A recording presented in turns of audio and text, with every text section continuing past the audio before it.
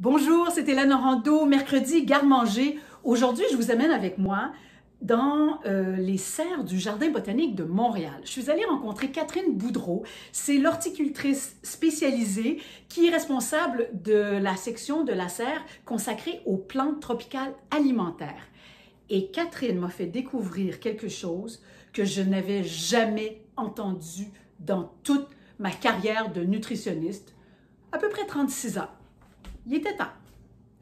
Oui, Catherine, ici, on a le fruit miraculeux, le miracle fruit qu'on appelle. C'est un petit fruit comme ça qui est rouge et c'est la pulpe qu'on consomme. On ne consomme pas la graine à l'intérieur. Quand on le consomme, on le fait rouler sur la langue. Puis la pulpe va toucher les papilles gustatives, puis elle va les leurrer. C'est-à-dire que si vous goûtez un morceau de citron, juste croqué dans une portion de citron, vous mangez tout de suite le fruit, vous laissez glisser sur vos papilles. Ensuite, vous recroquez dans le même citron. Tout ce qui est acide va avoir presque disparu. Vous allez juste goûter du sucré. Fait que c'est quelque chose qui est naturel, qui leurre. C'est des protéines qui sont à l'intérieur du fruit, des doubles protéines, qui leurrent cette partie-là de nos papilles. Ok, fait que c'est comme un fruit trompe. Fait un leurre. Oui, c'est ça. Puis c'est utilisé beaucoup en médecine pour les gens qui ont des cancers. C'est-à-dire que quand ils ont leur traitement de chimiothérapie, souvent il y a un goût de métal. Oui. Puis maintenant, ils peuvent faire consommer des parties de ces fruits-là ou mélanger à des jus qui fait que le produit ne goûte plus le métal. C'est quelque chose de très utile. Et pour les diabétiques aussi, il n'y a pas de sucre. Fait que ça fait juste donner l'illusion. Merci Catherine pour cette belle visite en ta compagnie au Jardin botanique dans la serre des plantes tropicales alimentaires. Et merci pour ce cadeau de ces fruits mystérieux.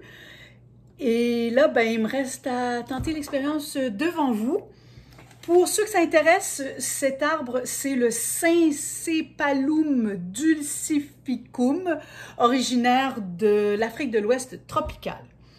Donc, je vais suivre la recette de Catherine, c'est-à-dire que je devrais d'abord croquer dans une tranche de citron, un quartier de citron, pour être bien sûr que ça goûte vraiment acide. OK? Ça me tire ici. Bon, on y va. Ah! J'aurais pu prendre une plus petite bouchée. Bon, là ensuite, je vais mettre le fruit mystérieux dans ma bouche.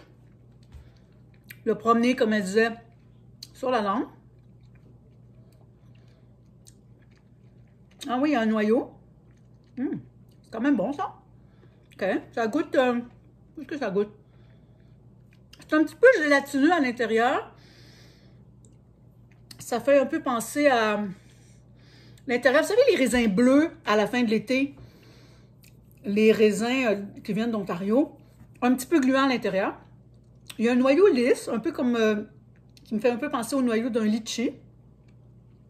Et là, bon, je pense que ça fait assez longtemps.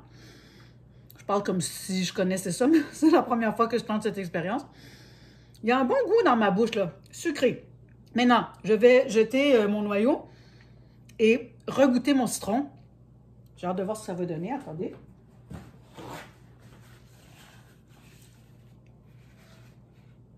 Il y a un petit noyau noir lisse. Bon, ben c'est l'heure de regoûter ce délicieux quartier de citron. On va voir si ça goûte sucré. C'est instantané! Ça goûte le Kool-Aid au citron. C'est fantastique. Ben, merci pour cette découverte. Et si vous voulez faire des découvertes, vous aussi, rendez-vous au Jardin botanique dans la serre tropicale alimentaire. Bon, vous n'aurez peut-être pas la chance que j'ai eue de goûter ce fruit mystérieux, mais ouvrez l'œil. Qui sait, peut-être que vous allez en trouver dans certaines fruiteries exotiques près de chez vous. Allez, à mercredi prochain!